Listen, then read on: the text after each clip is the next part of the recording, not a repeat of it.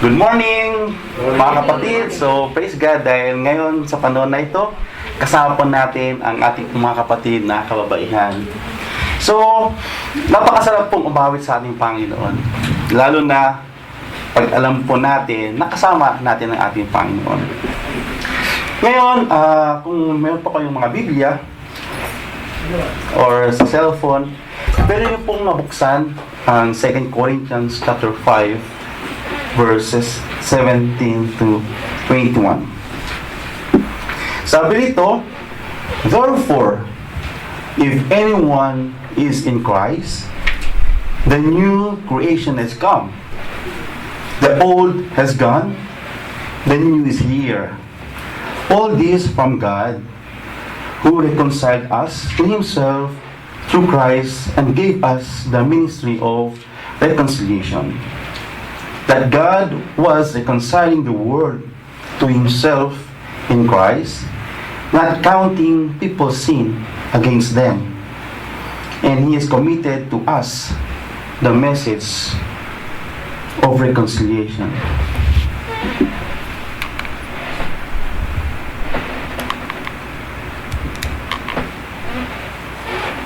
So 20, we are therefore Christ's ambassadors, as though God were making His appeal through us. We implore you in Christ's behalf. He reconciled to God. God made Him who had no sin to be sin for us, so that in Him we may become the righteous of God. Bago po natin talakayin itong mensahe ng ating Panginoon, noong mga bata tayo, natuto tayo at habang tayo po'y lumalaki, merong nagtuturo sa atin na may Diyos. At habang tayo po'y lumalaki at tayo po nag-aaral, natuturuan din po tayo sa school, na manalangin. At ganoon din, yung sa eskwelahan, may nag-represent, para tayo po ay maturuan kung sino ang Diyos at kung sino nga ba yung totoong Diyos. Marami rin mga sources na habang tayo po'y lumalaki bilang isang tao, marami din po tayo nakakasalamuhang mga tao din na kung saan they are boldly enough to tell that their God is true. At sa ating mga eskwelahan, di ba, nung mga bata po tayo, maraming mga churches din, representative na kung saan tinuturuan yung mga bata sa school about sa Diyos. At ganoon din, sa bawat places, lalo na kung tayo po ay nasa school na Catholic or kaya related sa religion, definitely kung sino yung mga teacher doon ay nagre-represent din na turuan yung mga estudyante nila about doon sa pananampalataya na meron sa eskwelahan po nila. Di ba sa Pilipinas, nakikita po natin, marami yung mga ibang lahi, di ba? May nakikita tayong mga Amerikano na naglalakad, na nakahawak ng mga libro. At ganoon din, Bible, na kung saan, yun din ang gusto nilang i-present or gusto nilang basahin sa harapan ng tao para patunayan nga po na talagang may Diyos. At hindi po tayo ma-excuse dito sa bawat buhay po natin bilang isang bata na yung pananampalataya minsan ay nag-uumpisa sa ating families. Di ba? Depende sa ating mga family kung ano yung belief, yung tradition, culture, kung ano yung pananampalataya ng bawat family at yun naman po ipinapasa sa bawat anak. At habang tayo po'y lumalaki, yun yung ating pong pinanghawakan na pananampalataya. Kung minsan, nagtataka tayo, totoo nga ba yung aking pananampalataya? Ngayon, salamat sa ating Panginoon, dahil nakakasama po namin kayo sa oras na ito, dahil alam ko, sa matagal ng panahon, na tayo'y lumalakad bilang isang tao, na pagkaalam natin may Diyos. Sa pagkakataon po ito, at tayo po, ang alam ko, tinawag po tayo ng ating Panginoon para mapakinggan makuha yung tunay na mensahe niya, at para malaman na may Diyos na buhay sa pamamagitan ng Banal na Espiritu na siya rin po ang magtuturo sa bawat isa. At naniniwala ako, ganoon din po sa mga nakikinig at nanonood sa oras na ito sa online. Alam ko na ang Panginoon may purpose kung bakit kayo nanonood sa oras na ito.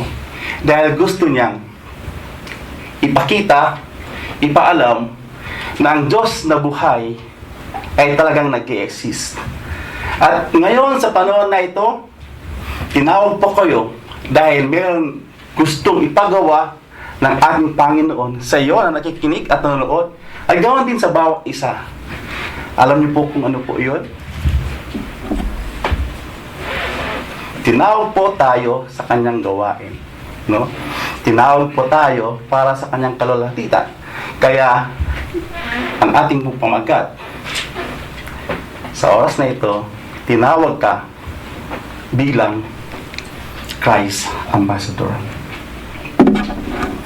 Ika nga sa John chapter 15 verse 16, sabi niya, "You did not choose me, but I chose you," sabi niya, "and appointed you that would go and bear fruit, and that your fruit would remain, so that whatever you ask of the Father in my name, He may give to you." So, sa mga nakikinig sa oras na ito, alam ko na hinihip po kayo ng ating Panginoon. Makinig lang po kayo sa oras na ito at makita po natin kung ano yung mensahe ng ating Panginoon. Lalo na sa panahon na ito na nangangailangan tayo ng kalinga. Nangangailangan po tayo ng aruga. Nangangailangan po tayo, lalo na sa bawat buhay po natin, ng comfort, ay ganoon sa pagpapagaling. At ngayon, sa oras na ito, tinawag po tayo para maging ambassador na kung saan we will represent Christ. Ang isang qualification lang po is, if you accept the Lord Jesus Christ as your Lord and Savior, pasok na po kayo na tinawag po, natatawagin din na ambassador of Christ. Ika nga, every nation have different ambassadors. At ang magandang ginagawa ng isang ambassador is to maintain the order, or kung saan man to have peace kung saan man sila na punta. Katulad sa Saudi Arabia, diba, mayroon tayong embassy. As embassy, definitely may ambassadors. At these ambassadors, they are always looking forward doon sa ikabubuti ng relationship ng magka-dalawang nation ng Pilipinas at saka nation ng Saudi Arabia. Alam niyo po ba na maraming nag-aspire para maging ambassador? Sa Pilipinas na nga lang, di ba? Malapit ng eleksyon, no? Yung mga magpe-president, di ba? Marami nang gustong mag-apply para mag-lead ng bansa. At hindi niyo po ba alam na yung ambassador, it is the president high-ranking representative na ibinigay sa bawat nasyon, lalo na kung pinili ka bilang ambassador. At kung ikaw ay naging ambassador ng Pilipinas, yung imahen mo at yung represent mo itself ay ang bansang Pilipinas. At ang benefit nito is to have pride of your nation, to have the dignity, to have the honor and respect regardless. Dahil kung ikaw yung in-appoint ng presidente para maging ambassador, you have all the privilege na binibigay ng country or sa bansang Pilipinas. Lalo na siguro, di ba? Kung tayo yung ambassador ng pinakamalakas na bansa, like ng United States, di ba? Siguro ang laki yung benefit mo. Ngayon, may good news po akong sasabihin po sa inyo. Today, kayo po ay tinawag at tatawagin na ambassador of Christ. At you don't know, kung kayo ay tinawag bilang Christ ambassador, You are representing the Lord of Lords. You are representing the Prince of Peace. You are representing heaven, na kung saan, kung sino ang Diyos po natin, ay yun yung nire-represent po natin sa ating mga buhay. At ang benefit for this one is that all our needs are taken care of by heaven. Ika nga, all my needs, sabi, God will meet all your needs according to the riches, glory in Christ. Ang kagandahan po dito ay pagkakaiba ng ambassador sa lupa or sa world at ambassador ng heaven. At yun po ang ating po pag-uusapan sa oras na ito. Kung tayo po ay Christ ambassador, ito po ang ating makukuha sa ating Panginoon. Being Christ ambassador, given all the privilege of authority, territory, immunity, security, and this na ibinigay na privilege sa bawat isa sa atin ay hindi lang po dito sa world, kundi it's also eternally. At second, we are given the basic knowledge necessary for the task. Must know the central message of God's kingdom. Sa atin, wala po tayo kakanyahan, wala po tayo kinalaman about sa kingdom of God. Pero pag tayo po naniwala sa ating Panginoon, we just ask wisdom on it, ibigyan po tayo ng kaalaman at karunungan. At siya ang magsasalita sa kanya pong katauhan bilang Diyos po natin. So, ang authority na binibigay sa atin ng ating Panginoon ay gano'n na lamang. Diba? Kung maalala po natin yung mensahe na isinare ng ating pong buting Pastor Bernard, sino pong nakakaalala doon sa mensahe na yun? The real you. So, kung makita po natin kung ano yung authority na binigay sa atin, we have the authority for the physical, we have the authority of the national realm, and also we have the authority sa spiritual realm. Ngayon, dadagdagan ko na lang po ng konti. To sum up, na sobra yung authority na binigay sa atin ng ating Panginoon. At makita po natin, kung mayroon po kayong mga Biblia, sa authority, sabi nga sa Matthew 20 verse 18, sabi niya, "And Jesus came up and spoke to them, saying, All authority has been given to me in heaven and on earth." Kung ano yung authority ng ating Panginoon, ay ganun din. Kung tayo nainiwala sa Kanya, ganun din yung authority na ipagkakaloob sa bawat buhay po natin. Ngayon, Kuya Lem, ano pa ba yung mga signs or evidence na nangyari itong mga sinasabi natin na meron tayong authority? Kung titignan po natin dun sa ginawa ng mga disciples sa Acts, they have given the privilege. They are, sabi natin, tao sila, di ba? Pero yung authority na binigay sa kanila ng ating Panginoon ay ganon din yung matatanggap natin at ibibigay sa atin ng ating Panginoon kung tayo po'y magtitiwala po sa Kanya.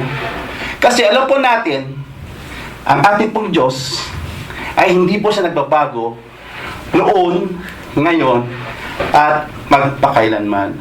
So, i-follow niyo po ako kung meron po kayong mga Biblia sa kanya pong mga kamay. Kung titignan niyo po sa Acts, yan po makikita lahat yung kamanghamanghang gawa, na kung saan, wow, di ba? Yung kapangyarihan talaga ng Panginoon, grabe. Kung makikita po natin sa Acts chapter 3 verse 1 to 10, yung kwento po dito is mayroon pong lame na beggar na nag-ask ng kahilingan, na humihingi ng tulong. Pero sabi ni Peter, wala ko niyan, pero meron akong ibigay sa'yo.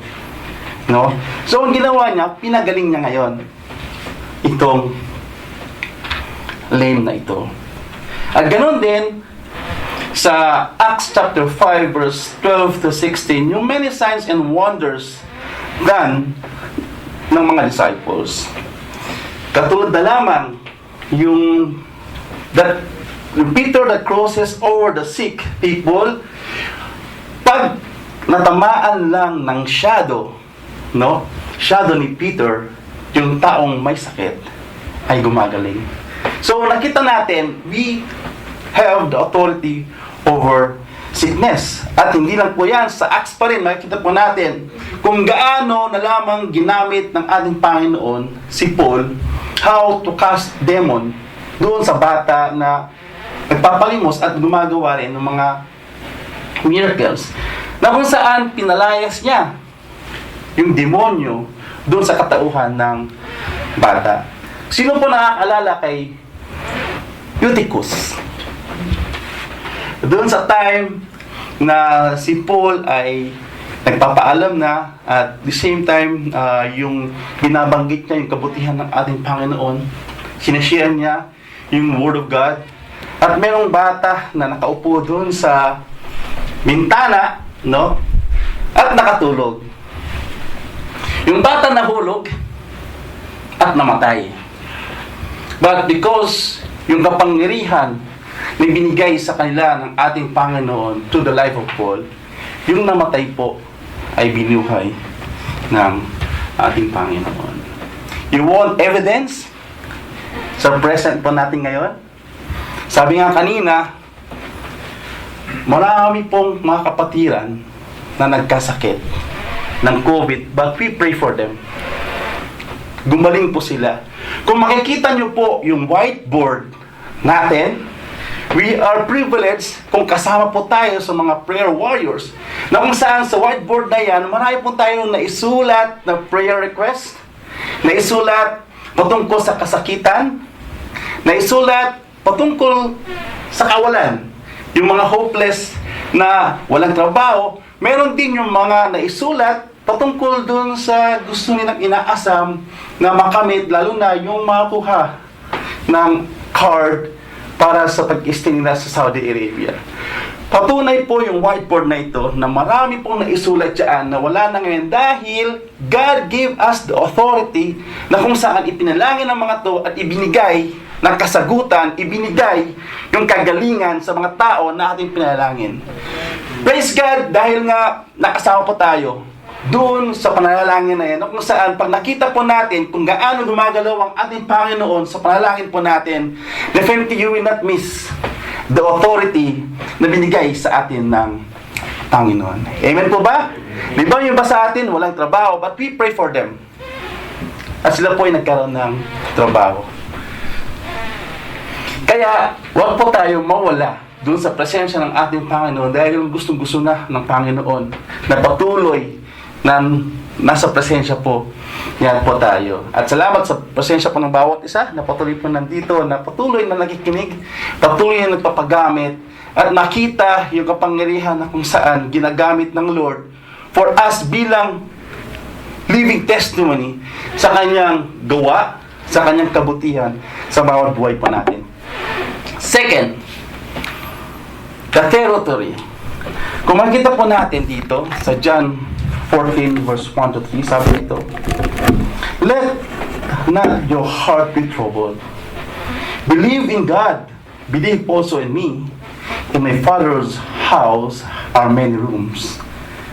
If it were not so, would I have told you that I go to prepare a place for you?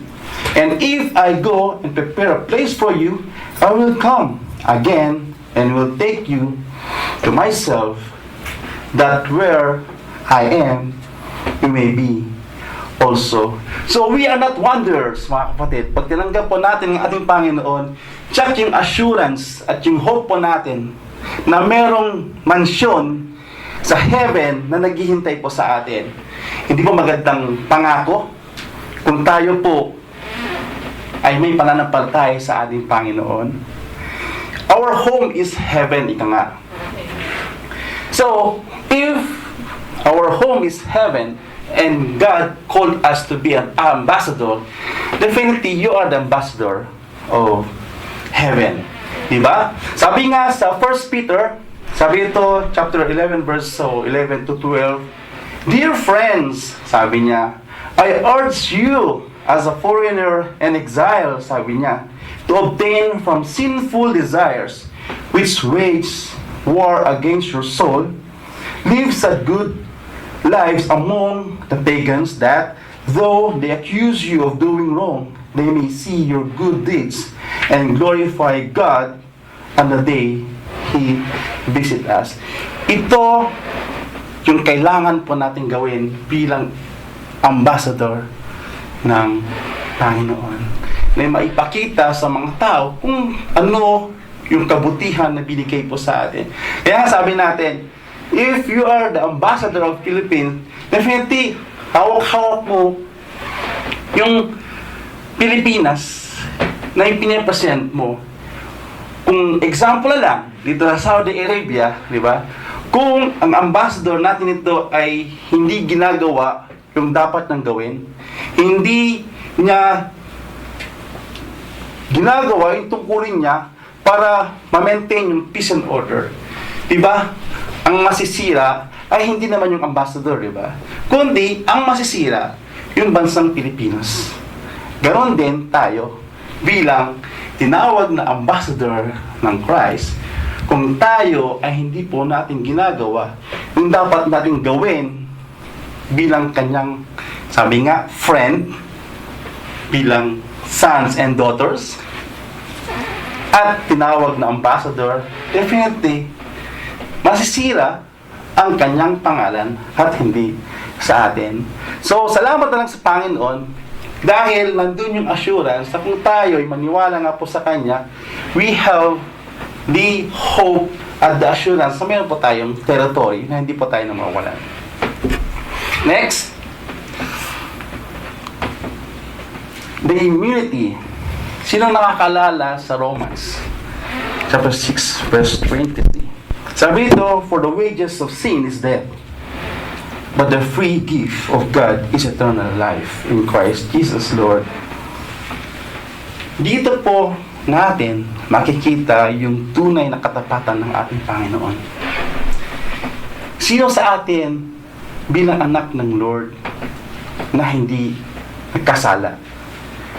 Praise God, sabihin natin, we are still living in flesh. Yes, we are aiming, no, na hindi magkasala. But for the long years na pag-stay po natin sa mundo na ito, you will not be aware sa mga ginagawa natin na mayroon pala tayong kasalanan na hindi nagagawa po natin. At mayroon din mga kasalanan na alam mo na dapat hindi mo gawin, nagagawa pa rin natin. But yung immunity na sinasabi po rito, because we have the relationship between God and man, that we have yung imputed righteousness pag tinanggap po natin ang ating Panginoon. Yung righteousness niya ang magsisil po sa atin na kung saan tayo man po ay magkasala na hindi sinasadya or nasadya po natin, kung humingi po tayo ng kapatawaran sa mga pagkakasala po natin sa ating Panginoon, immunity na kung saan hindi po tayo itatapon sa impyerno, kundi nandun pa rin yung pinanghawakan natin pangako na kung tayo ay humingi ng kapatawaran, no, at we confess kung ano yung pagkakasala natin, hindi po tayo maaano, kundi nandun pa rin yung pangako ng Lord na we will live on heaven. Security. Diba? Yung mga ambassador, lalo na yung mga malalakas na country, meron silang kanya-kanyang guard. Di ba pag meron silang mga appointment to meet some yung pagpunta nila sa mga meetings patungkol sa diplomatic affair or activities na kailangan nilang ayusin as part of ally doon sa lugar na yon. Di ba meron silang convoy, guard to protect them, di ba? To to have the security na maayos sila makating sa place kung saan magkakaroon ng meeting. Di ba dito dun sa mga may meeting about the GCC, yung about sa kuan nila dito sa Saudi Arabia, di ba makita mo nakakonvo lahat yung mga sasakyan to protect this ambassadors, kasi mostly naman hindi naman presidente dumating kuminsan kundi yung representative na pinadala ng isang nasyon. At yun talaga makita po natin yung security na binibigay dun sa tao. How much mo sa atin na anak at tinuring na ambassador ng ating Panginoon. Ngayon makikita po natin yan sa Psalms chapter 23. Babasahin ko para at least mas lalo nyong madama kung ano yung security na sinasabi ng ating Panginoon. The Lord is my shepherd, sabi dito. I shall not want. He makes me lie down in the green pastures. He leads me beside still waters. He restores my soul. He leads me in path of righteousness. For His name's sake, even though I walk through the valley of the shadow of death, I will fear no evil. For You are with me. Your rod and Your staff, they comfort me. You prepare a table before me in the presence of my enemies. You anointed me, my head with oil. My cup overflows. Surely goodness and mercy shall follow me all the days of my life, and I shall dwell in the house of the Lord forever. Anong pagkakaiba ng ambassador dito sa world at saka ambassador ng heaven? The one who is giving us security is God Himself. Hindi, katulad dito, hindi presidente, kundi yung mismo siya ang nagbibigay ng ating pong kasiguradihan. Kasi, di ba, pag sinasabi natin, kinocompare natin yung mga ambassador dito, yung guard ang nagpro-protect sa kanila. Pero sa atin, ang kasama po natin ay ang ating Panginoon. Sino po nakakaalala doon sa nangyari sa Exodus? Nung ang mga Israelites ay papunta na sa Promised Land, but because during that time na sila po ay lumalayas, sabi natin, umaalis sa Egypt. Diba may time na parang na-stranded sila dahil wala na silang lalabasan? At because of that, sino pong nag-protect po sa kanila? Diba? Sabi pa nga nila, kino-complain nila, mas maganda pa na doon kami sa Egypt, mag-serve, kaysa naman mamatay kami dito sa desierto. Dahil yung mga Egyptian soldiers ay they're after them na pabalikin sana sila. Pero ang kagandahan dito, makita po natin kung ano ginawa ng ating Panginoon sa Exodus 14:14. The Lord will fight for you, sabi niya, and you have only be silent. So, because of that thing, ang Panginoon pa rin ang nagbigay ng way out sa kanila. Di ba, itinaas ni Moses yung kanya pong stick at nahati yung dagat at naglakad sila sa dry land.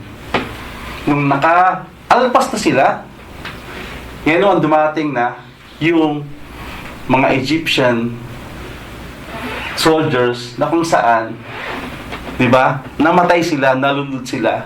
Because God protected the Israelites. Na naniniwala ko na ganoon din ang pag-protect ng ating Panginoon sa ating mga buhay. Ngayon, second. Sabi nito, given the basic knowledge necessary for the task that we must know, at kailangan po natin alam itong basic na ito about the central message of God's kingdom. Alam niyo po ba kung ano yung God's message? Yung ika nga, pag binabasa mo ang Biblia, yung pinaka-heart of this Bible ay Ano? It is the God's love. At makikita po natin yan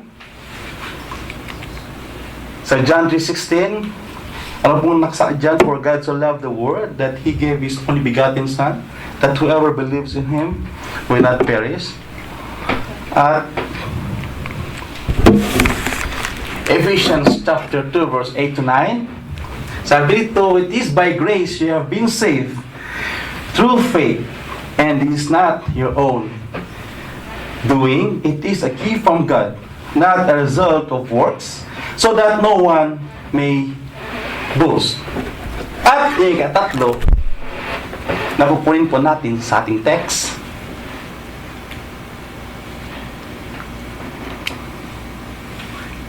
The reconciliation. We are called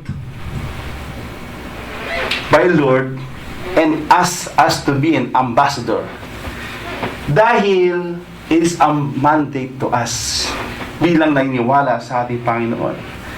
Because we are the one who will proclaim, share the goodness of the Lord, the message of His love, grace, and reconciliation, that karapatan din po naman ng mundo na malaman. Kung babasahin po natin itong 2 Corinthians chapter 5 verse 18 to 19, sabi dito, all this is from God, who reconciled us to Himself through Christ and gave us the ministry of reconciliation. That God was reconciling the world to Himself in Christ, not counting people's sin against them, and He has committed to us the message of reconciliation. Nakikita niyo ba yung pag-ibig ng Panginoon dito? Nakikita niyo ba yung habag ng Lord dito sa ating nabasa? Kung babasahin po natin yung Romans chapter 3 verse 10 o yung Romans chapter 3 itself, wala po sino man sa atin talaga ang righteous. Wala rin po sa atin ang gustong malaman na may Diyos, at wala tayong kinalaman. Dahil ito yung natural na pag-uugali ng tao. Kung titignan po natin, grabe yung habag, yung pag-ibig ng ating Panginoon. Siya mismo ang gumawa ng paraan to reconcile us sa ating Diyos Ama. Kasi kung tayo lang ang gagawa ng mga bagay na ito, definitely hindi natin gagawin. Kasi yun yung naisaad na we for sure the glory of God. At kung tayo man po ay nag-fall short sa ating Panginoon, ang katapos din, di ba? Di ba kamatayan? The wages of sin is death.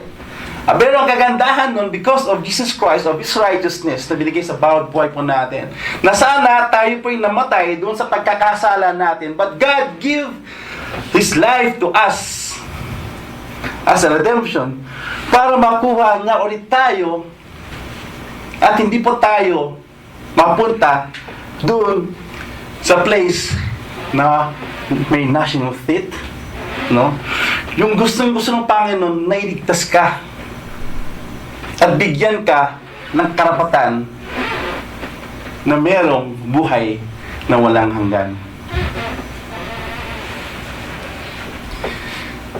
Kung titignan pa natin dito, yung way of reconciliation, bilang isang tao, hindi mo gagawin to, di ba? But yung Diyos mo, yung Diyos nating totoo, siya pa yung gagawa ng paraan para tayo may restore dun sa pagkakasala natin na meron buhay na ipinapangako sa bawat buhay po natin. Kaya sa mga nanonood sa oras na ito, lalo na sa hindi pa po nakakilala sa ating Panginoon, ito yung gustong iparating ng Lord na kung saan gano'n na lamang yung pag-ibig niya sa bawat isa sa atin. Na naisin niyang tayo pong maligtas. Na naisin po niya na ipadama ang kanya pong kabutihan, ang kanya pong pag-ibig. No? At nakita po natin sa text po natin ito na siya pong gumagawa ng paraan para ikaw pa rin ay maligtas. Para ikaw pa rin ay magkaroon ng buhay na walang hanggan. Ika nga sa Romans chapter 5 verse 8, but God demonstrate His own love for us in this. Diba? Ano po yung ginawa niya? Di ba namatay siya sa cross? At yung dugo niya ay binigay sa bawat buhay po natin para sa ating pong mga kasalanan. Hindi mo ba maganda yung gustong ipakita ng ating Panginoon doon sa basic knowledge na dapat po natin malaman bilang ambassador ng ating Panginoon? Sa inyo pong buhay, sa ating pong mga buhay, habang tayo po'y lumalakad at nakarating ngayon sa panahon na kung saan nakaupo po kayo ngayon, nakaupo kayo po kayo dyan at nakikinig, di ba marami po kayong mga pagsubok sa buhay? Sino ang inyo pong nilalapitan? Sino ang nagbibigay sa inyo ng katugunan doon sa inyo pong hinaas? Di ba si Jesus Christ pa rin? Di ba ang Lord pa rin? Wala na siyang ginawa kundi para sa inyo lahat, para sa atin lahat.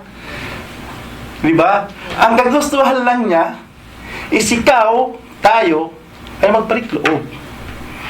At bilang pasasalamat, magamit din yung buhay natin for His glory.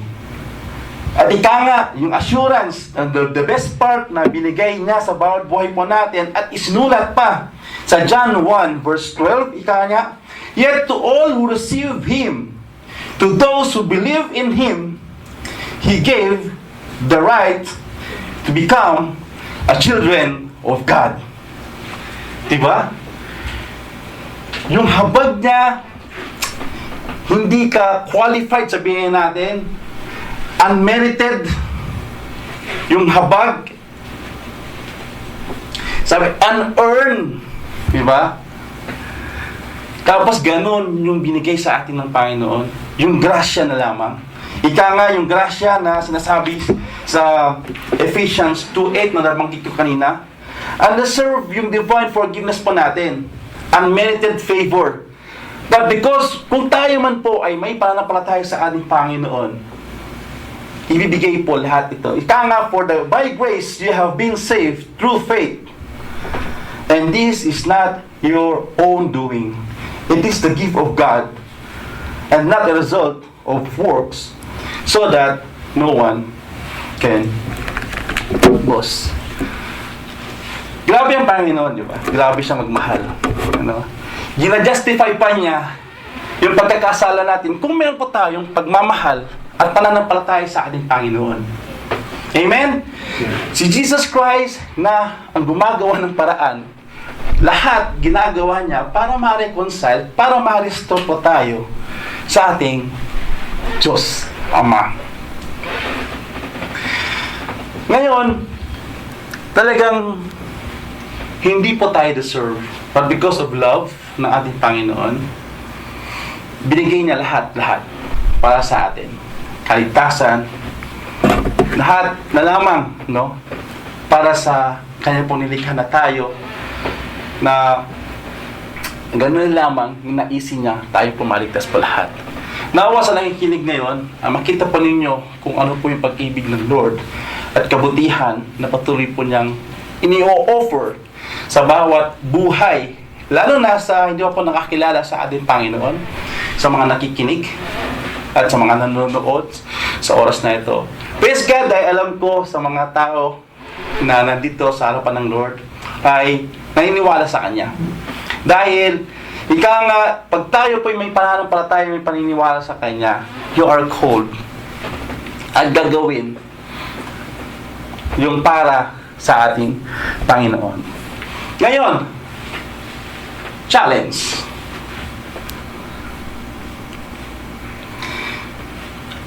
Doon sa ating text, therefore, if anyone is in Christ, the new creation has come. The old has gone, the new is here. Our knowledge must be tempered with the kind wisdom that makes our message clear and persuasive. Sino itong binabanggit dito? Tayo, bilang ambassador of Christ. Ngayon, nalaman na natin, no? Nakita na natin yung pag-ibig ng Lord. Ngayon, ang tanong, what are you doing?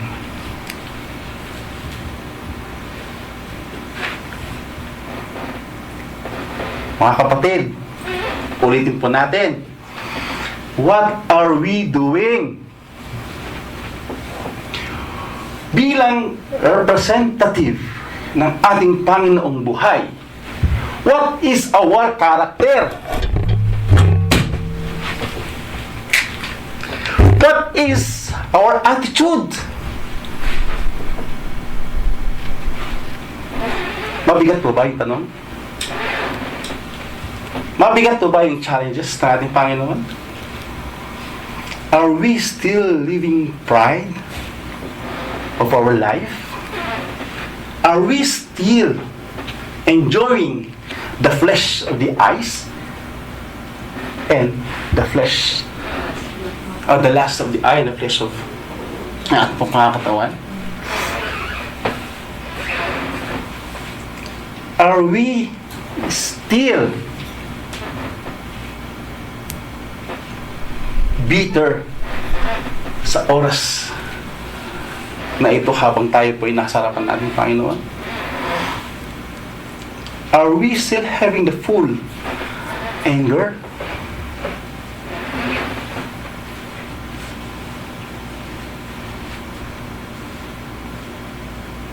Source po ba tayo ng kapayapaan? Source po ba tayo ng pag-ibig? Sabi nga ito, yes, alam na natin, di ba? Kung tayo po ay 3 years na at onwards na sa ating Panginoon at natatanggap natin, nakikita natin yung pag-ibig po niya. Kasi, di ba, ganoon din si Paul, bago siya nagamit sa ministry, 3 years pa siya hinug ng ating Panginoon. At ganoon din ang ating Panginoon sa Kristo, di ba? 3 years din siya nag-minister, full grown. At because of that 3 years, marami pong nalaman yung mga disciples at nagamit po silang lubusan. Kung tayo po ay 3 years above na, ay source pa rin tayo ng problema. Problema sa ating community. Tayo ba yung nagko-create ng problema sa ating workplaces? Kung tayo pa rin yung nagko-create ng problema sa family natin or any organization, sa ating mga friends na tinuringan, at ganoon din kung tayo pa rin po ang naging cause ng problema sa simbahan, mga kapatid, nasaan na yung ibinigay sa ating authority, yung ibinigay sa atin na territory, yung ibinigay sa ating immunity, yung ibinigay sa atin na security, na kung saan nawa naman mapalitan natin yung kabutihan ng Lord na mabuti rin, lalo na sa ating pong kapwa. Diba kung minsan sa mga problema na nangyayari sa panahon na ito, mga tao ay nagko-complain, diba? Ang mga tao, sino pong sinisisi nila? Diba? Mostly ang Diyos. At hindi po nila nakita kung ano yung kabutihan ng Panginoon na ibinibigay sa bawat buhay na may panampalataya sa Kanya. Ang problema lang naman po kasi, yung sa mga tao na nagko-complain, hindi po nila alam kung sino ang Diyos nila. At kung sino ang pinanampalataya nila. Kasi kung alam nila kung sino ang Diyos talaga, ay yung Diyos ang bigay sa kanila ng comfort, magbigay sa kanila ng kasagutan ng lahat ng kanilang pong mga problema. Are we one of them complaining?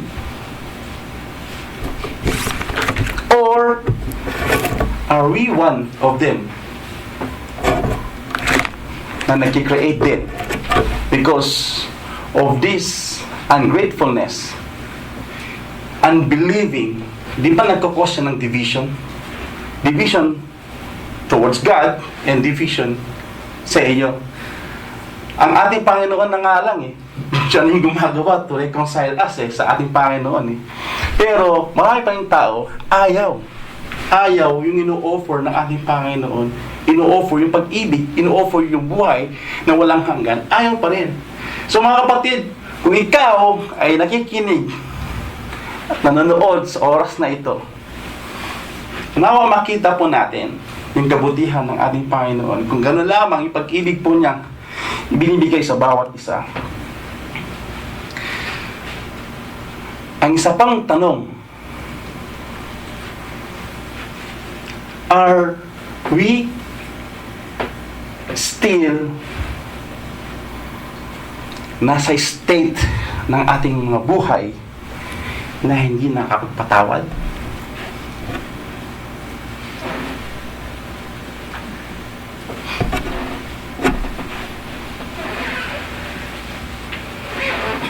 God, yung pag-ibig niya is reconciling us. Ikaw, na nilikha lang niya, ay hindi ka nakakapagpatawad. Ano na lamang? No? Yung pinanghawa kong pananampalataya sa ating Panginoon. Ika nga, kung talagang meron kang kaugnayan sa ating Panginoon, if you really love God, ika nga, meron tayong dalawang relation Kung makikita po ninyo dito, cross, di ba? Ano yung makikita niyo yung post na wood? It is one vertical and one horizontal. Ano pong ibig sabihin po nito? Because we have a relation, God, vertical, and we have a relation, horizontal, to others. Ang isang nakaka-puzzle, sinasabi mo na mahal mo ang Lord, pero hindi mo naman pina-forgive yung others. Sabi ng Panginoon, kung hindi ka makapagpatawad sa iba, definitely, anong sabi po niya? Diba hindi niya tayo papatawarin? Isang key.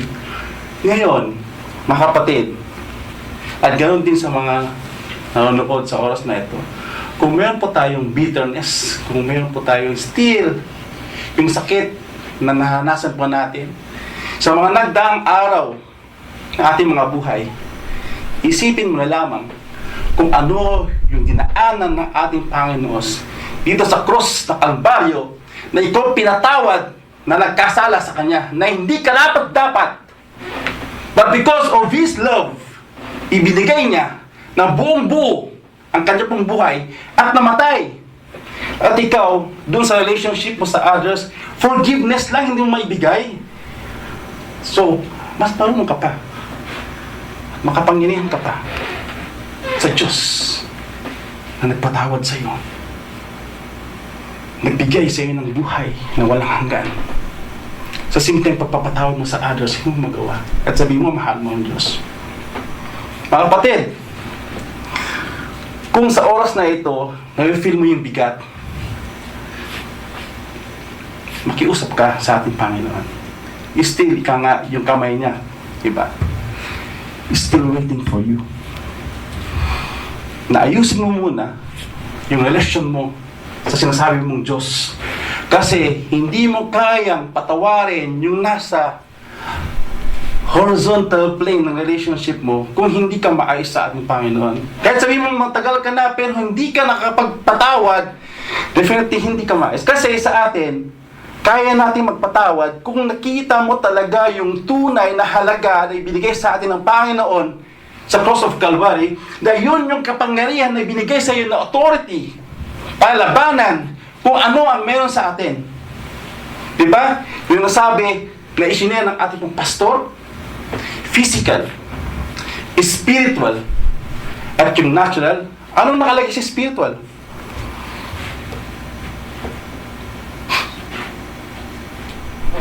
Isipin mo pa yung pangusap na ating Panginoon sa oras na ito.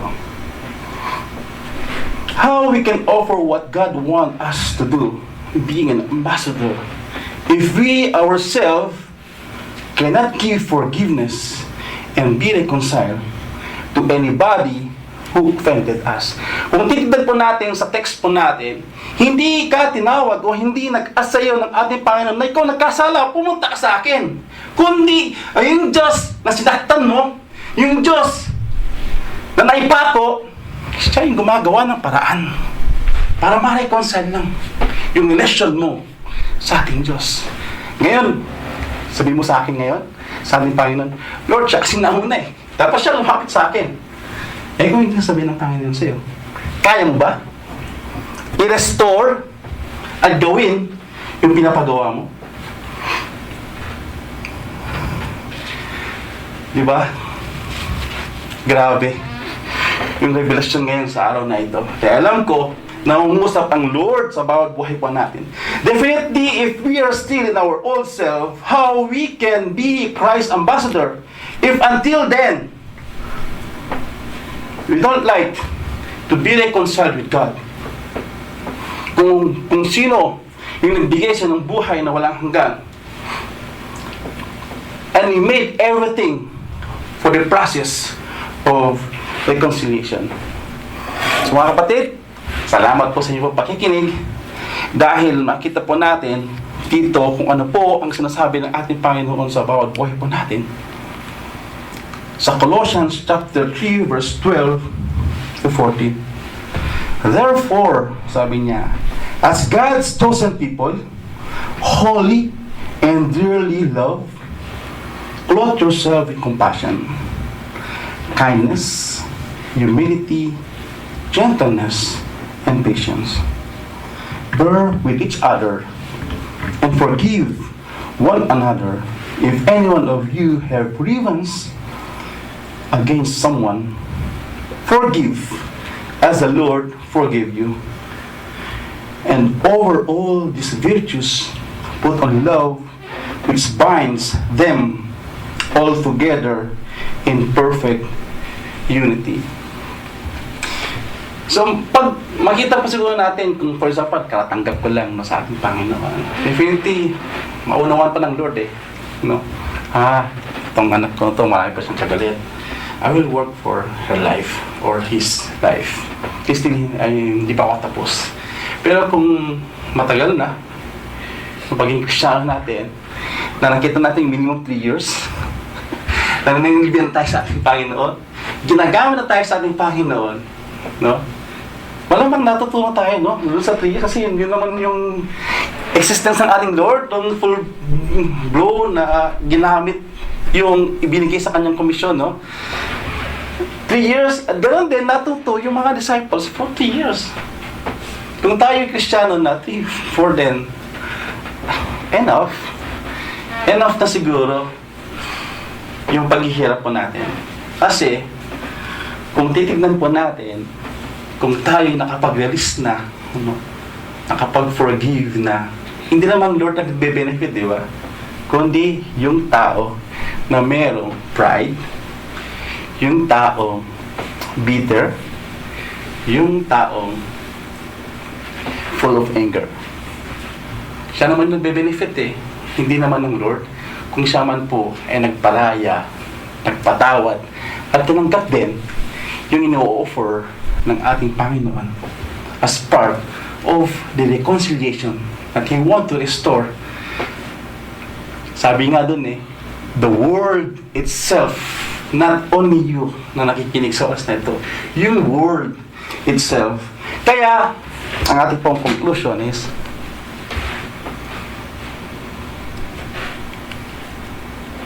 we are therefore ambassadors, as though God making His appeal through us, na tumanggap na, nagpapagamit na for 3 years na meron kang pananampalataya. At ganoon din, kung kayo pala ay ang bago dahil sa ating pong napakinggan sa oras na ito, kung tinatanggap nyo na po ngayon, ang Lord ay nag-appeal through you, kapatid, na ipakita mo yung tunay na pag-ibig na natanggap mo sa ating Panginoon.